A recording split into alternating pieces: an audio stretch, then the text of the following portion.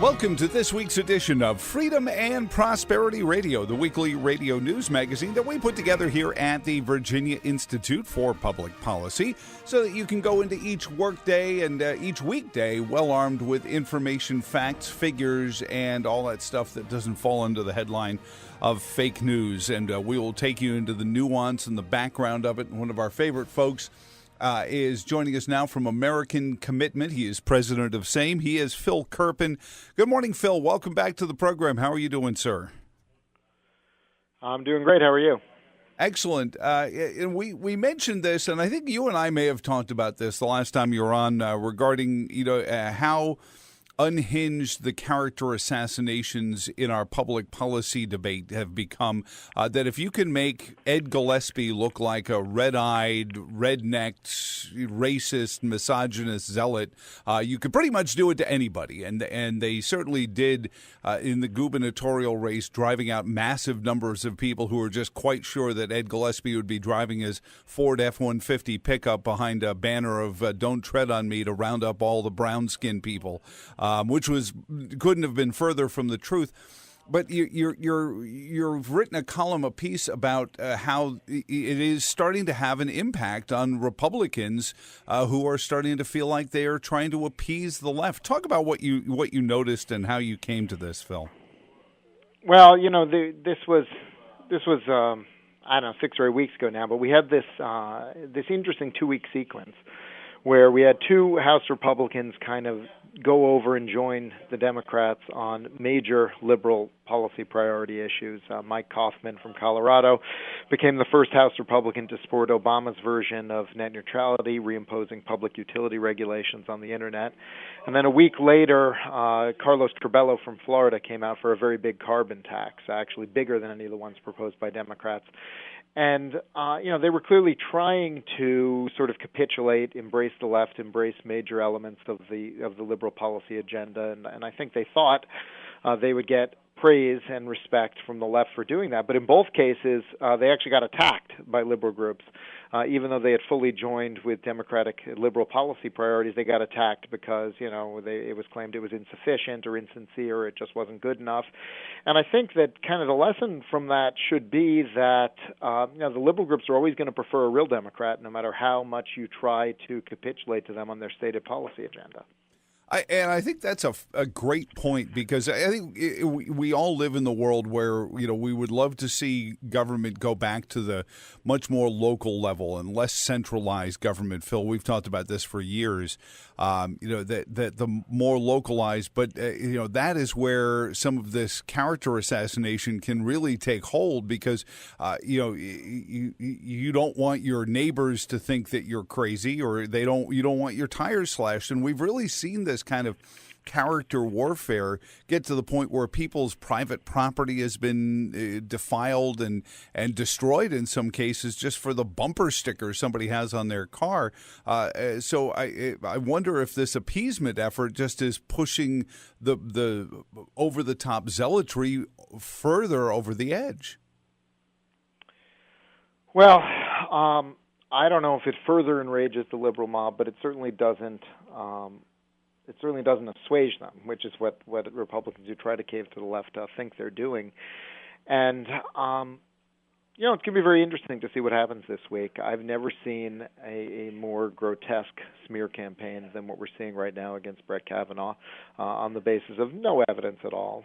But, the conviction among liberals that judicial conservative on the Supreme Court is the greatest evil to be avoided. They're pulling out all the stops. And, of course, it only succeeds if they convince Republicans. They've got to convince Senate Republicans to go along with this. And, if that happens, the media will praise those Republicans as heroes a little bit, probably, but they're not going to support them the next time they're up for re-election. They never do. They always prefer the real Democrat to the Republican who votes with Democrats. And meanwhile, it'll be enormously dispiriting for Republicans and for conservatives if that's what happens. So I think it's going to be a very interesting test here.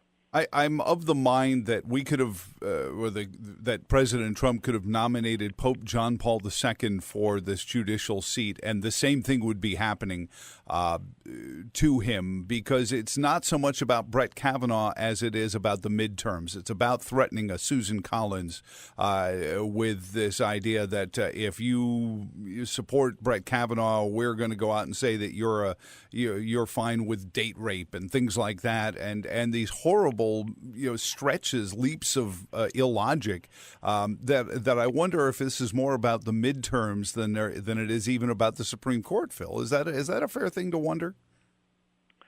Well, it's both. I mean, look, Senator Hirono from Hawaii said that they're trying to stall this past the midterms, win the Senate, hold the seat open for 2 more years, win the presidency, and put a liberal in. I mean, she said this.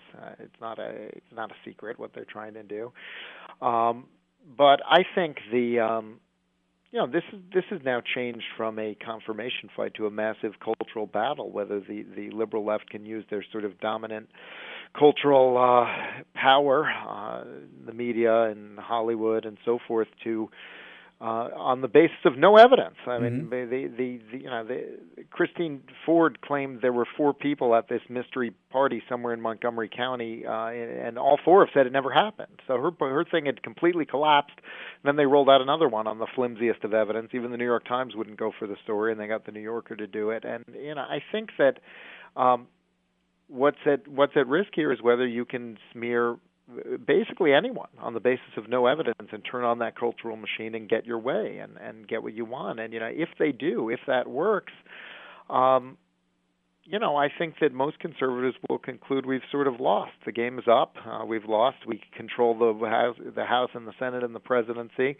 But the cultural dominance of the left in our institutions is so powerful that none of that stuff really matters very much. And I think people would be massively demoralized and dispirited ahead of the elections. And, of course, the media, which always tries to trick us and fool us and convince us to do what's against our interests, are claiming that confirming Kavanaugh would be bad for the elections. But, of course, that's the exact opposite of the truth. Confirming him would show that we're not cowed by liberal cultural dominance and that there is value to staying engaged in politics and winning elections.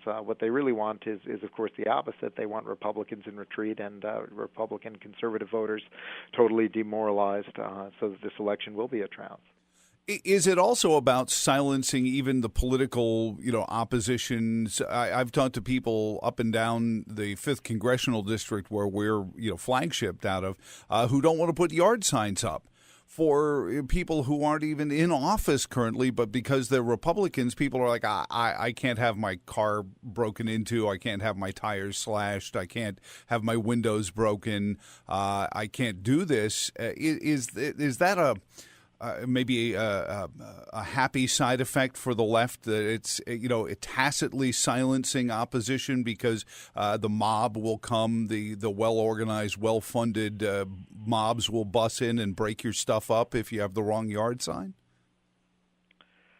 Look, I mean, I think we're in a situation now where a substantial percentage, maybe not the majority of Democrats, but a substantial percentage of Democrats think that Republicans are basically Hitler, are evil, and therefore they think that the ends justify the means, and they should do anything, lie, cheat, steal, violence, whatever it takes to stop us. And they justify it in their own minds. They think they're acting righteously. And when you get to that point, you're really sort of on the edge of total societal breakdown. Any normal norms cease to govern at that point. And unfortunately, there's a substantial minority of Democrats who are there right now, and that therefore means that a lot of people live in fear of them. Yeah. Live in fear of them and don't want to express their views for fear that they may encounter some of them. Your column, and we're visiting with Phil Kerpen of American Commitment. The column is about how there are Republicans who are now starting to, break ranks with Republican principles, conservative principles, in order to go along with sort of very populist agenda points like carbon cap and trade and FCC government regulation over the internet like a public utility. But I hearken back to 2013 here in Virginia, where you had two branches of the Republican Party, the Ken Cuccinelli Republicans and the Bill Bowling Republicans, or the Eric Cantor Republicans versus the Dave Bratt Republicans. And I feel like that is fertile soil for these folks to go after and say, well, you come along with us and you'll have a long career. And some Republicans start to believe, you know what, we should be for bigger government, that we lost the governor's race because Ken Cuccinelli offended our sensibilities and was too extreme even for Bill Bowling, so the Republicans stayed home. And so this sort of builds this Democratic Party mindset of divide and conquer and create this idea that if you capitulate with us, if you appease us, we will like you and you'll get to keep your office. Well, I mean, does anyone think that they would have been any less aggressive if Bill Bowling had been the nominee? There's like this total myth that if you aren't aggressive in pursuit of conservative views, if you tone down your style, then liberals will respect you and won't engage in smears and attacks and the rest of this stuff. But liberals are playing. They're playing to win, and they care about victory. They don't care about style points. And so I think that it's a big mistake for us to allow them to drive these wedges and to exacerbate these divisions, within Republicans. And the Republicans who think that they will win the respect and admiration from the left by capitulating on issues, learn that once it actually matters, once power's on the line in an election, everything switches and reverses. And we need to remember what happened with John McCain, because I think it's very instructive. John McCain was the absolute darling of the liberal media in the Bush years when he was voting against tax cuts and other stuff. They adored him. He was the maverick, the straight talker. He was the hero to all the liberal media and so forth. The moment he became the Republican nominee for president, he was same, and he was 4 more years, and he was exactly the same as George Bush, and he was an evil conservative, and he supposedly had an affair with a lobbyist with zero evidence, and all this kind of stuff. They pulled out all the stops just the same, and all of the supposed admiration they had for him immediately disappeared. And that's why your column, I think, is so important, is to remind people and maybe steel them to this idea that you're going to be told by some consultant somewhere that, this would be a good idea, this will keep them and it won't. Your point about McCain predates mine about Ed Gillespie, who was never the zealot that they made him out to be, but in a race between Ed Gillespie and Ralph Northam, I guess that was what they had to do. Is there a danger from the left, that they're campaign being just about the win, yet they're using rhetoric of Medicaid for all and open borders and abrogation of property rights and really stuff that would make Che Guevara say, hold on a second here, I feel like anyway. Is there a danger in the idea that if they win, that then they're going to try to hold some of this stuff up? Well, I think the liberal left has become the mob to a large extent. That's kind of their base now. And they're going to find it very difficult not to deliver on a lot of these things. They're going to find it very difficult not to move forward with impeachment hearings, for instance. They're going to find it very difficult not to sort of go over the top and blocking and obstructing every possible thing. And it's, if in fact Democrats win the House, which the handicappers say is likely right now, we've seen nothing in terms of the circus, and I mean they're going to ratchet it up another 10 levels because they're not going to be able to help themselves, and they're going to try to position everything for, if you thought the last presidential election was sort of wild and high stakes, I mean this next one, I mean who knows what they're going to pull out against President Trump.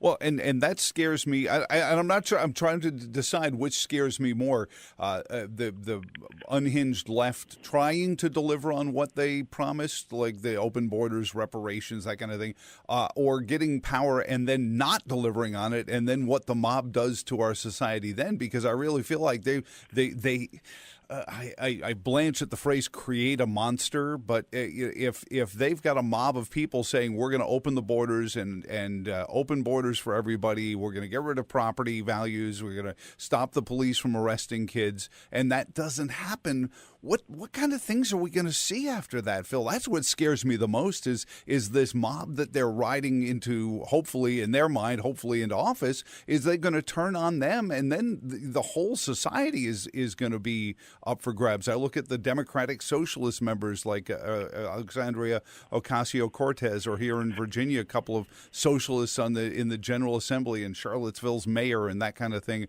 are avowed socialists, and that's going to explode even more if the Democrats that win power don't start legislating like socialists. Yeah, it's I don't know what I can say except that Republicans and conservatives need to stay on the field and not get dispirited and fight back, because these things are only going to get worse. We've got a whole generation that was not taught the failings of communism and socialism and the evils in collective economics, and we're going to have to fight these fights firsthand and learn these things all over again, unfortunately. And a lot of us are kind of tired from fighting through the Obama years. Oh my gosh, yes. It's when you win and you have a Republican House and Senate and presidency, you expect everything to be reversed and the direction to be changed. And it has been for the most part on policy, but not in culture. In culture, things have actually got worse. And, I think that, unfortunately, there are no easy solutions. Yeah, well, Phil, I appreciate everything. You have been here from the get-go at it, and I hear it in your voice, I hear it in my voice on quite a few occasions that we got what we wanted and it still didn't work. But even to the point where our society will buy into the rhetoric of I want the FBI to investigate a case that happened in Montgomery County. Well, what's their jurisdiction? Well, I watch TV and the FBI investigates everything, and and it's the get Raymond Reddington on the phone and get this figured out, and that's not how this works, and you got to call the Montgomery County Police and get them to investigate this, and they don't want to do that. They want to somehow bring in the forensic teams from NCIS and the FBI because they don't understand what our society means. What forensic team? They're going to search the entire county of 1 million people for the unknown house? The four named alleged witnesses all say never happened? Yeah, I mean, but that's what I mean.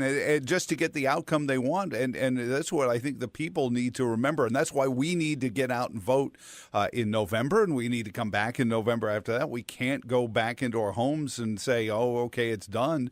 We have to keep fighting for the principles and the so that, as your column says, these attitudes of "come along with us and you'll be popular," is not true. When we reward the conservatives with re-election, not hit them with you haven't done enough yet for us.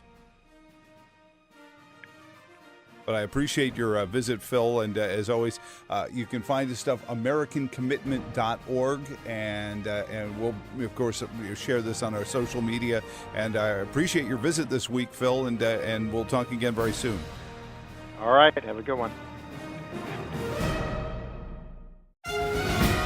Welcome back to this week's edition of Freedom and Prosperity Radio, and our next guest joins us from King Spaulding to go into, I don't even know where to begin, the Brett Kavanaugh hearings, not hearings, back, forth, FBI, jurisprudence, jurisdiction, you name it, and never mind all the dirty bits that keep getting discussed like we're a British sitcom from the 80s. He is Justin Torres. Justin, welcome back to Freedom and Prosperity Radio. How are you, sir? I'm doing well. Thanks for having me. Well, thanks for trying to help us be like a native guide through this mess. First and foremost, and I think it's pretty obvious, there has never been a Supreme Court nomination process like this. We're in fairly uncharted waters, aren't we?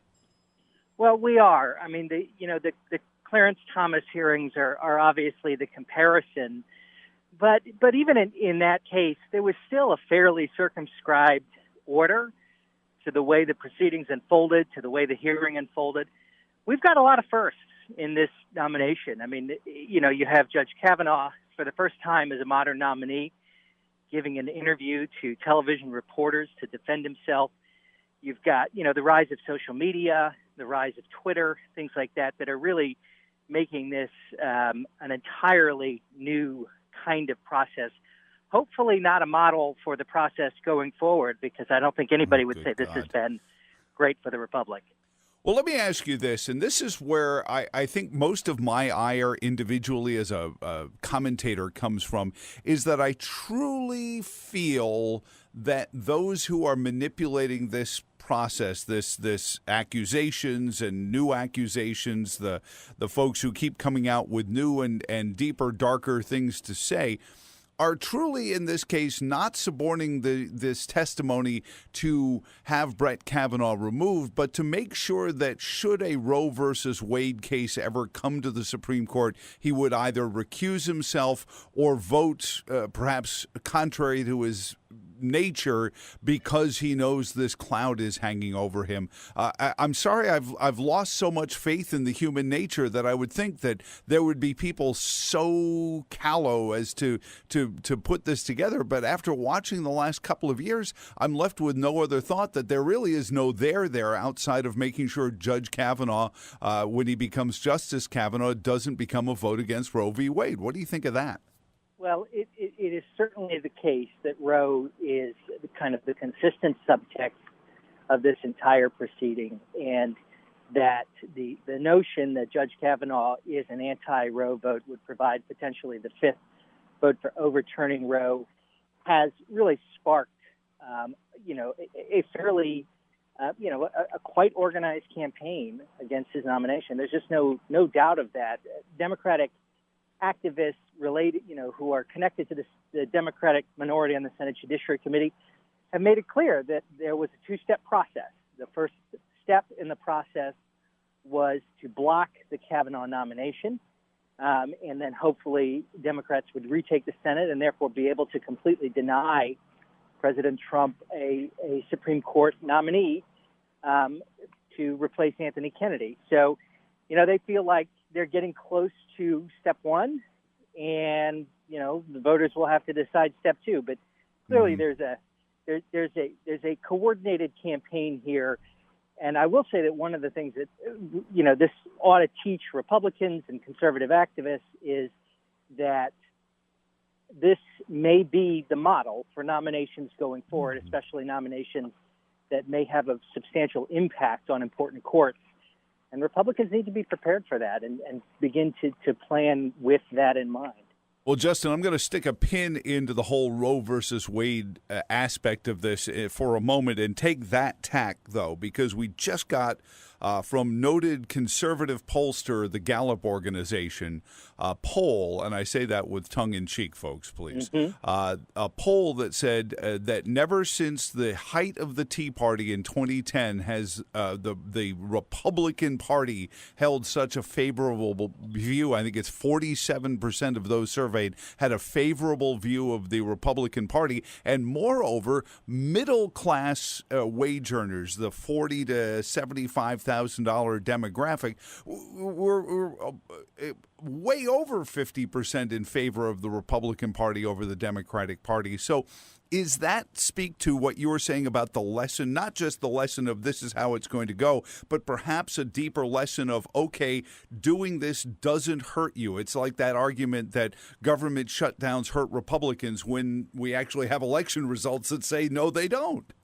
Well, certainly, I think that it is notable to me to see the number of Republicans and conservatives who have been, hesitant or even outright in opposition to President Trump, who are really fired up on this particular topic, on this particular nomination. I think there's a strong sense out there that this just can't be allowed to stand. I mean, this is character assassination, and if this is allowed to stand, then all bets are off. So I think for a lot of people, this is a marker in the sand. Justin, as an attorney, and I wonder about the pop culture, and maybe even Democrats in this walk away movement are looking at the behavior of that unhinged mob at the restaurant with Ted Cruz. We've got stories of that happening all up and down the Commonwealth of Virginia as well, where Republicans are being harassed. Sarah Huckabee Sanders in Lexington is a famous case of it as well.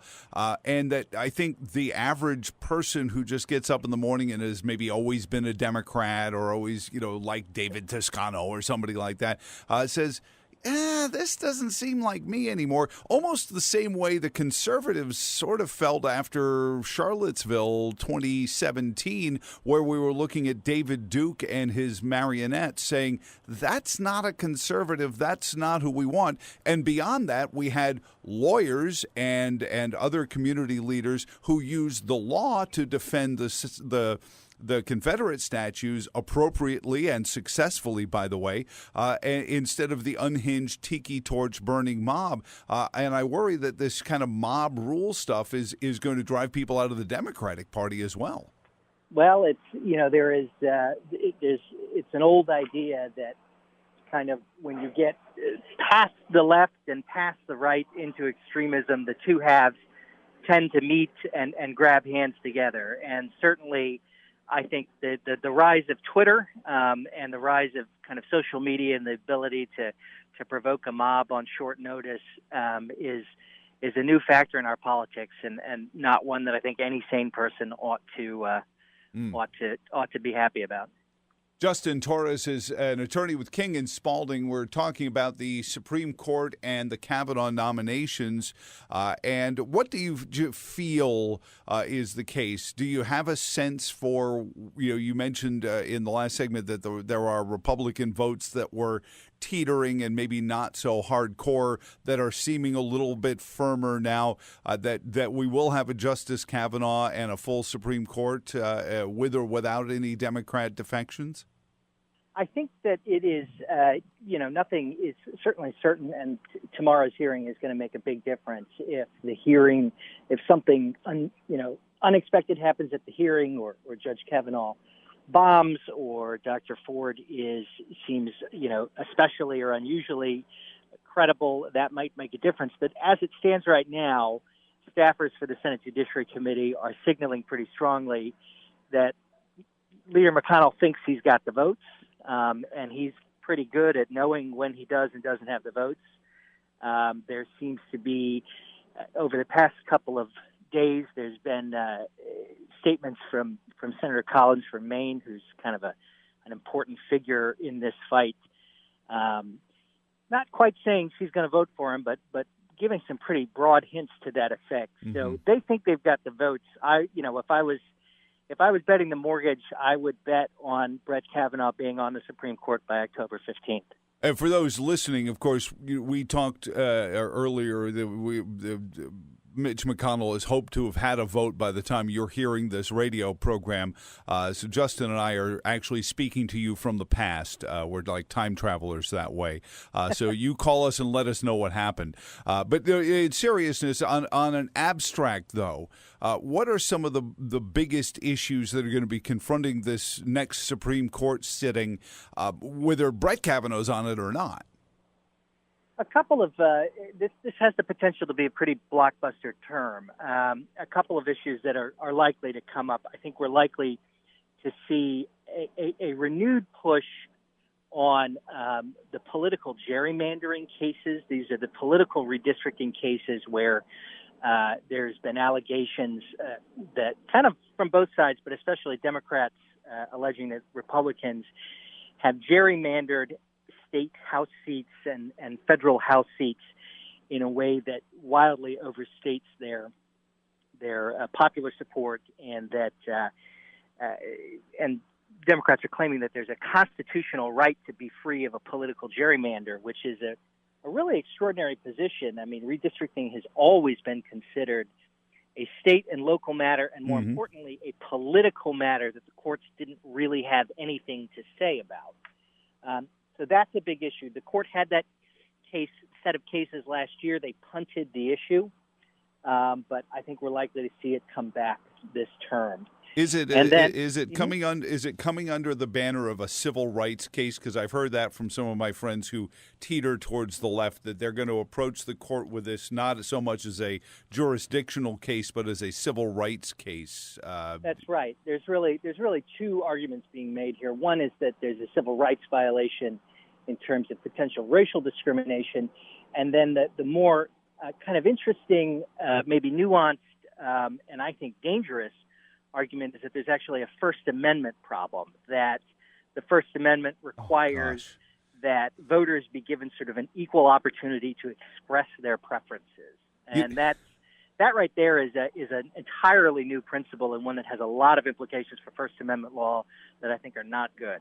Have you ever thought of a day where we have misunderstood the first 10 amendments to the U.S. Constitution so profoundly? I mean, they don't get the second, and I almost expect that. They don't understand the fourth. They don't understand the fifth, certainly, because some of these social justice warriors are out there fighting against the very things that protect them from an out-of-control police. And certainly, I wouldn't even begin to ask them to understand the states' rights, 9th and 10th, the 3rd, the 1st. I mean, it seems like, especially the 1st, they just think it's just a basket to throw anything they want into it and call it First Amendment rights. Well, it's. I will say that we are. I am hopeful that we are beginning to see the pendulum swing back a little bit in some courts, and we're beginning to see a kind of a return to sanity in some ways, especially on Fourth and Fifth Amendment issues. But certainly the notion that the First Amendment doesn't just give you the opportunity to speak and the freedom to speak, but the right to be heard. Yeah. Is a pretty extraordinary expansion, and not one that has good implications. Yeah, and in my industry especially, because I've sort of lived through that in the early 80s. Justin Torres is an attorney with King and Spaulding. We're talking about some of the things that are going to be coming up in the next Supreme Court session with or without Brett Kavanaugh. You mentioned gerrymandering cases. What other things are going to be seminal coming before the Supreme Court this session? Well, we may or may not get a case on this session, but we're going to get a case on it soon, and I think Brett Kavanaugh is going to be potentially a deciding factor in affirmative action cases. There are some cases that are kind of working their way through the court system at this point. Not clear they'll come up this term, but I think we're likely to see a pretty broad-based challenge to affirmative action in hiring, especially in school admissions, things like that are going to come up pretty soon. There's a case working its way, being litigated by actually a group of lawyers that I'm very close to in the state of Massachusetts, where a group of Asian American students are suing Harvard for racial discrimination, alleging that it is 4 times more difficult to be an Asian American and get into Harvard than it is to be a white person, a black or a Latino. Really? And wow. That is a case that it's going to go to trial in October in the Federal District Court in Massachusetts. So maybe not quite enough time to get up there this term, but it's coming. Yeah. And this is an instance where switching out Anthony Kennedy for Judge Kavanaugh could make a real difference in the court's decision. Well, and certainly it sounds like something that's going to put a lot of the social justice activists in a bad spot, especially if, let's say, an African-American finds that a quota favors a Latino or even a not undocumented Latino over an African-American. You could actually have a black student fighting against quotas in college admissions if it plays out. That's absolutely right. I mean, this has extraordinary implications for sort of how you're going to divide up the spoils of affirmative action, and it's not just the range of losers under that system seems to be getting broader and broader, which is going to mean that its political support and its legal support gets shakier and shakier.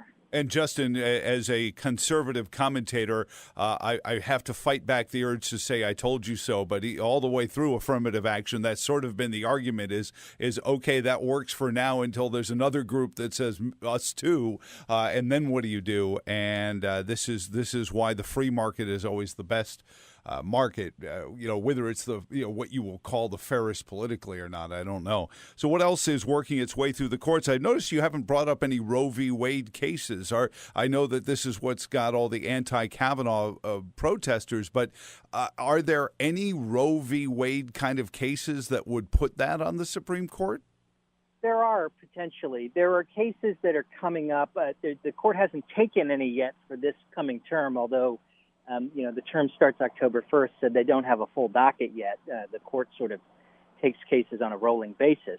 But there are cases that are coming up out of states, especially nibbling at the edges of Roe, that could provide either an opportunity to kind of cut big chunks off of the Roe framework or even potentially overturn Roe. A lot of them have to do with state laws not regulating directly the abortion right, but regulating various pertinent rights in terms of states with notification periods, states that have regulations licensing abortion clinics, states that have regulations requiring certain information to be provided to patients, things like that. So there are some cases that are coming out of places like Texas, places like Arkansas, that have the potential to start pretty squarely teeing up some of these issues.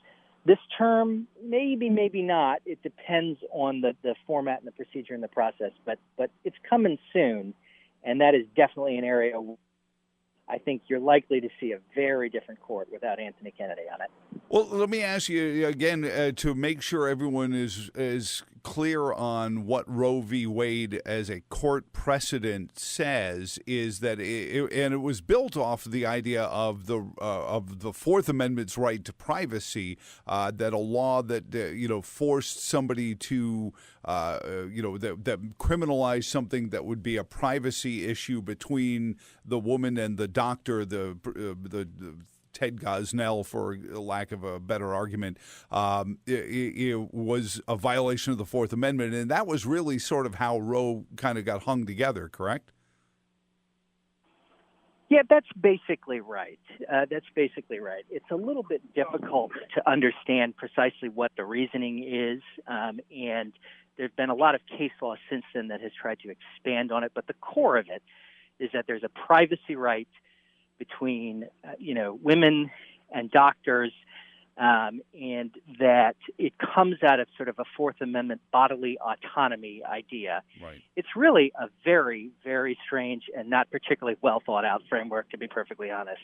Well, and it's one of the original instances where, sort of legislating from the bench, came about. I mean, it was one of the first ones, if not, maybe John Jay deciding that they had oversight in the first place, was was this case. Right, that's right. It is a case where a lot of the reasoning has been called into question in later cases, and you had to kind of courts have had to go back and kind of fill in the Roe framework. Yeah. Let me ask you this then, Justin. What about Second Amendment? Eddie, what sort of Second Amendment cases may be coming before this next court that the listeners should be aware of?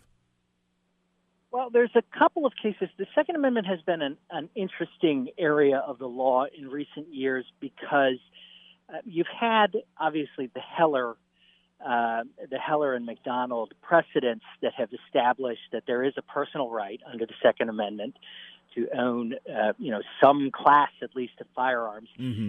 And then the court kind of stepped out of that issue and has clearly in the past couple of years wanted the lower courts to work that out, to work out the parameters of that right. And what that has meant is that there's been a lot of kind of inconsistent decisions all over the place, all over the country. I mean, you have decisions in California, for example, where California passed a law basically stating that you could not possess a firearm without a sheriff's permit, could not possess it in any fashion. Right. And the Ninth Circuit upheld that. I think that's clearly inconsistent with Heller, but the Supreme Court has twice refused to review that case. So they're clearly looking to see what the lower courts do. The Supreme Court does this a lot. They wait to let the lower courts kind of work out the balance and kind of come to some sort of consensus, and then they'll weigh in. I think we're probably getting close to the court wading back into this area because there are now so many decisions and they're so inconsistent that the court is probably going to have to clarify this issue. So will it be this term? It could be. It could be this term. There's a case that's coming out of Wisconsin involving licensing, and that could make it in time to be heard this term, if not this term, probably early in the 2019-2020 October term. But I do think that case is coming, and I think my suspicion is that this actually is an area where maybe the change for Kavanaugh for Kennedy may not actually make that much of a difference, because Anthony Kennedy was actually pretty good on Second Amendment rights. So it's not clear to me how much he's going to move the court. I do think the court is going to have to weigh in on these issues pretty soon. Justin, last one for you, and I wanted to. You brought up the lower courts in the last segment a little bit. Justin Torres talking about this year's Supreme Court docket, if you will, along from King and Spaulding this week on Freedom and Prosperity Radio. Talk about the Trump administration's impact outside of the Supreme Court in the quote lower courts, because it seems like every president has 8 years or 4 years to fill these lower court positions, but it seems like the Trump administration has been particularly active at filling empty seats in these lower courts. Is that just a misinterpretation, or is that actually happening? No, there's real data for that notion. This Trump administration has far outpaced all modern administrations in terms of filling the critical, really quite critical circuit court, appellate court positions around the country. Appeals courts, there are 11, actually I guess you said 12 because of the D.C. Circuit, 12 regional appellate courts in the United States. And these are really, in the vast majority of cases, probably 99.5% of cases, they are the Supreme Court for purposes of those cases. They, establish the final law, and it's almost never reviewed by the Supreme Court because, of course, the Supreme Court has discretionary jurisdiction. Yeah. It can take its own cases. So they're incredibly important. The last count I saw was that the Trump administration has confirmed 26 appellate court justices in the past, what is it? What are we in now? 24 months, 20 months, something like that. Far outpacing any prior administration. And then even on the federal district courts, these are the federal trial courts, tend to have, a lot of criminal dockets and whatnot, and tend to be kind of the more workaday courts. But even there, the Trump administration has had an amazing impact. Just dozens and dozens of federal district court judges have been confirmed. So it's a real testament to a very disciplined approach from Senator McConnell and from the White House counsel's office, and it's been a real priority of this administration. Well, let me ask you, because you brought this up, we're watching the theater that is the Senate and the Kavanaugh hearings, but the Senate has been confirming these other judges at it sounds like a pretty brisk pace. Yep, they have. And really, honestly, in some ways, who do you have to thank for that? You have Harry Reid to thank for that. Harry Reid blew up the filibuster for lower court judicial nominees, and that has, permitted the Trump administration and the Republican Senate to move at kind of a breakneck pace.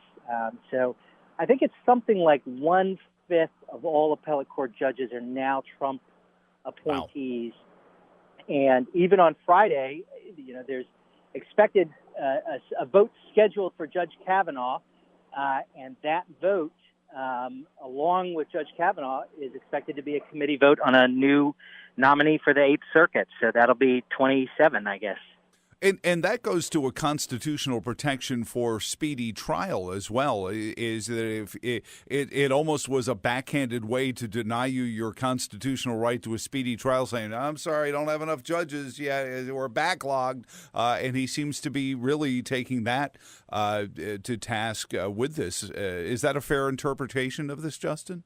I think it is. There's been a long-standing issue, especially in the federal district courts, with judgeships being left open because of nomination issues, nomination fights. Mm-hmm. And in some courts, you're approaching emergency status because the courts are just overloaded with cases, especially criminal cases, where people have a constitutional right to have their case heard. And if you're approaching a constitutional problem if you don't provide the courts with the judges that they need to operate appropriately.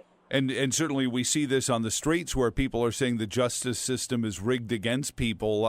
Certainly a justice system that is, at very least constipated in an analogous sense is not going to seem very just to somebody whose niece or nephew is stuck in a jail cell somewhere waiting a trial, Justin.